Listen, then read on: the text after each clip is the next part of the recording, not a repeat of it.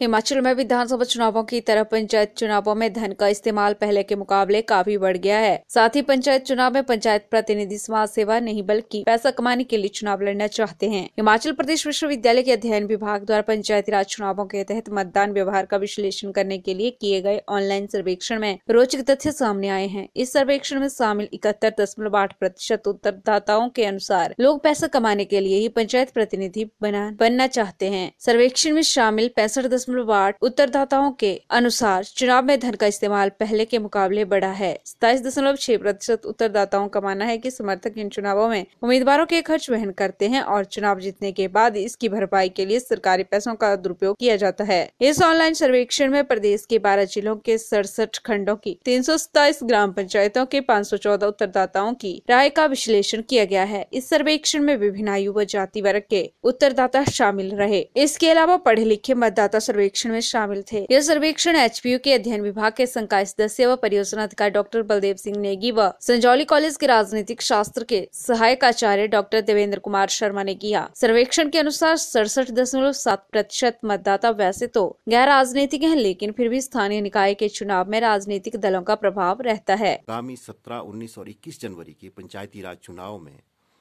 जो कि हिमाचल प्रदेश में होने वाले हैं, उसमें मतदान व्यवहार को जानने के लिए मैंने और मेरे एक मित्र डॉक्टर बलदेव नेगी ने, जो कि विश्वविद्यालयों में डिपार्टमेंट ऑफ इंटरडिसिप्लिनरी स्टडीज़ में कार्यरत है, हमने एक ऑनलाइन सर्वेक्षण 5 से 9 जनवरी के बीच किया। इस ऑनलाइन सर्वेक्षण में प्रदेश के 12 जिलों, 67 खंडों और 327 ग्राम पंचायतों के 514 मतदाताओं के आगामी चुनाव में मत व्यवहार को जानने की कोशिश की गई।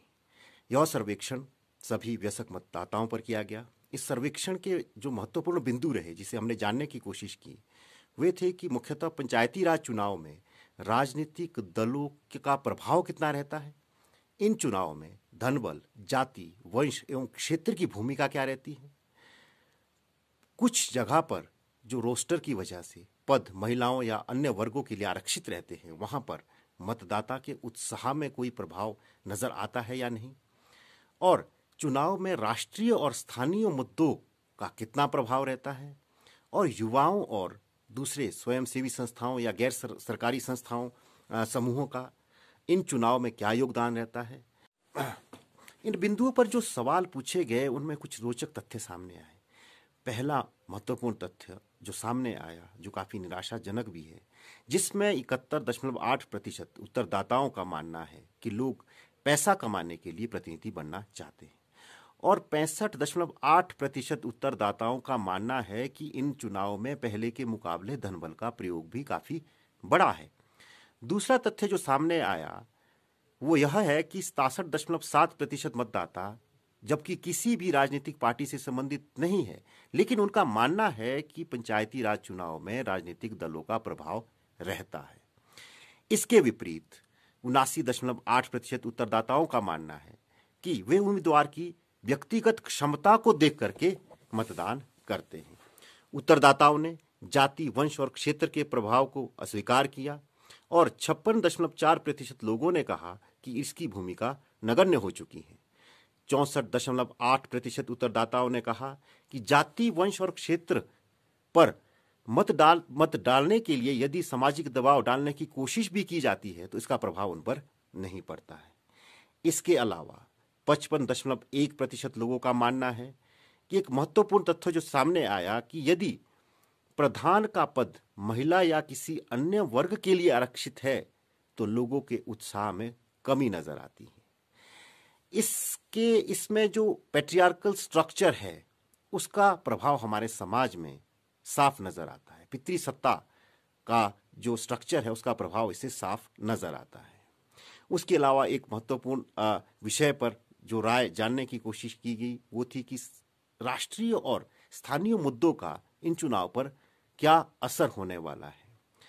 इस संदर्भ में उत्तरदाताओं का जो रिस्पॉन्स रहा, जिसमें 63.2% उत्तरदाताओं का मानना है कि राष्ट्रीय मुद्दे इन चुनाव में खास प्रभाव नहीं डालते हैं, लेकिन 30.4% उत्तरदाताओं का मानना है कि वर्तमान विवादित कृषि कानून का इन चुनाव में फर्क पड़ेगा।